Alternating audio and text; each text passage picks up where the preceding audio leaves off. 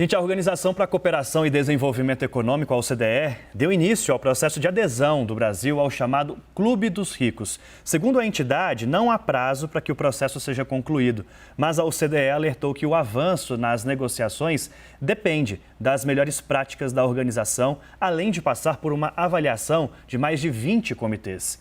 O Brasil espera anos para fazer parte do Fórum dos Países Democráticos com economias de mercado sólidas. E a expectativa é que, ao se juntar à OCDE, a confiança de investidores aumente. Sobre esse assunto, nós conversamos agora com o economista e professor de Relações Internacionais da SPM, Leonardo Trevisan. Professor, muito boa noite para o senhor.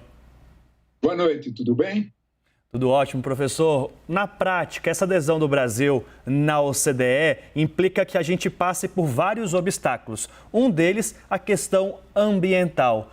O senhor avalia que hoje o governo que temos e para os próximos, já que é pelo menos 5 anos aí dessa negociação, vai conseguir cumprir com todos esses requisitos? São 71, se não me engano. Olha, nós temos aí, Daniel, uma situação bem curiosa. Porque a OCDE no Brasil já avançou bastante. O Brasil já fez 103, atendeu 103 exigências.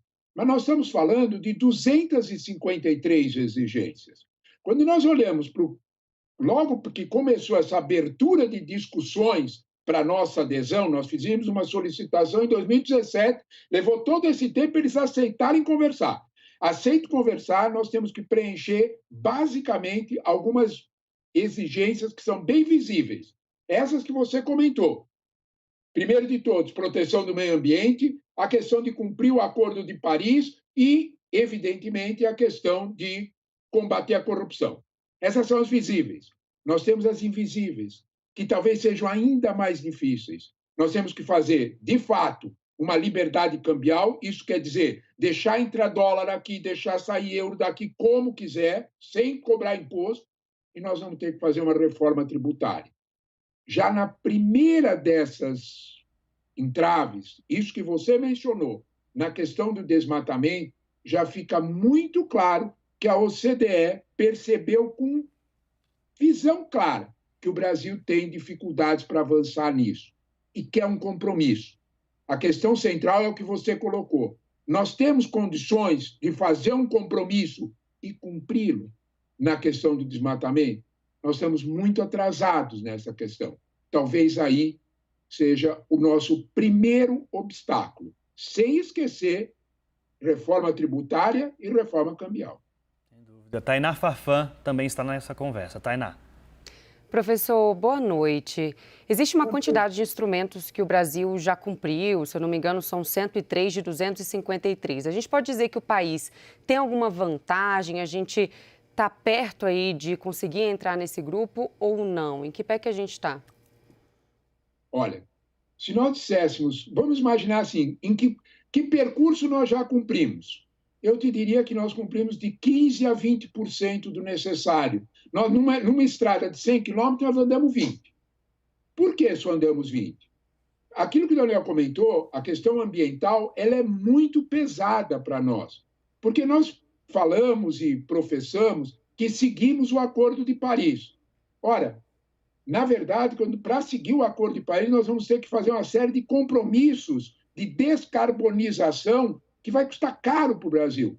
Nós vamos ter que fazer certos acenos às indústrias brasileiras de mudança de matriz energética que vai custar caro. Isso é uma escolha. Nós queremos pertencer ao grupo dos países ricos, isso tem preço. Aquilo que eu sempre repito, não existe almoço grátis. Nós vamos ter que pagar a conta desse benefício. A tua pergunta embutida é, tem vantagem nesse assunto? Tem sim. Nós vamos ter muito mais poder de negociação com outros países, porque, enfim, quando a gente fala de OCDE, é um carimbo na testa dos brasileiros, é um selo de qualidade, de que nós cumprimos certas regras internacionais. Fica mais fácil fazer negócio com o Brasil, portas mais abertas, mas vai ter custo. Paula Martini. Oi, professor, boa noite. A organização disse que não tem um prazo para que esse processo seja concluído, mas eu queria saber se existe uma média, uma estimativa de quanto tempo isso pode ou deve levar. E a gente tem eleição, né? Então, a entrada do Brasil ou não na OCDE, como que isso pode impactar na percepção do mercado, da economia sobre o futuro, né? O novo governo aqui a partir de 2023? Eu vou até somar essa pergunta da Paula, professor, porque é interessante. Esse pedido veio em 2017, ainda no governo Michel Temer. E só neste ano de 2022 eleitoral, essa carta branca, esse primeiro passo, não primeiro, né? Mas esse passo é dado. Olha, vocês fizeram um jogral legal aí, os dois, viu? Porque, de alguma forma, quando nós olhamos para isso, um complementa a pergunta, que é bem essa, não é? Que é a pergunta maior. Se eles estavam esperando 5 anos, por que bem agora resolveram sentar para conversar? Né?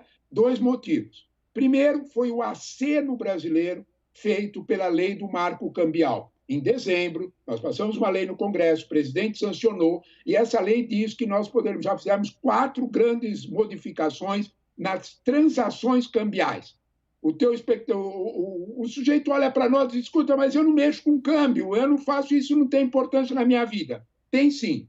Basta você pensar que quando você usa o cartão de crédito internacional lá fora, vai passear nos Estados Unidos, usou o cartão, você paga 6,38% de IOF. Se nós formos cumprir as regras da OCDE, não pode mais cobrar IOF. Começa aí. Nós vamos ter que deixar entrar o dólar e sair dólar livremente. Esses compromissos, Paula, eles vão ter uma perspectiva eleitoral. Na verdade, vamos dizer dessa forma, a OCDE foi muito hábil de mexer os pauzinhos. Ela sabia perfeitamente o que fazia de nos deixar entrar agora em janeiro, porque ela vai arrancar de todos os candidatos, tanto seja ele de esquerda, de direita, de centro, algum compromisso em relação à OCDE. Vocês nos querem ou não querem? Esta é a questão.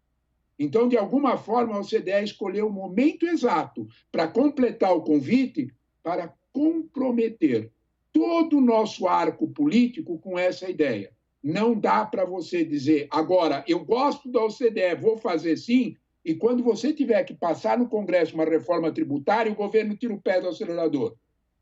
É essa a questão. A OCDE foi muito hábil de fazer isso, e foi por esta razão que mesmo países que têm uma certa dificuldade para o relacionamento com o Brasil, vamos falar claro, a França de Macron disse pode fazer sim, porque sabe que está, de algum modo, criando uma grande dificuldade para todo o cenário político brasileiro, uma dificuldade respeitável. Professor... A política externa brasileira vai estar perto da nossa discussão. Excelente, ótima explicação. Por isso que é bom conversar com professores, porque a gente entende tudo perfeitamente de forma simples e didática. Muito obrigado pela entrevista. Obrigado a vocês pelo convite.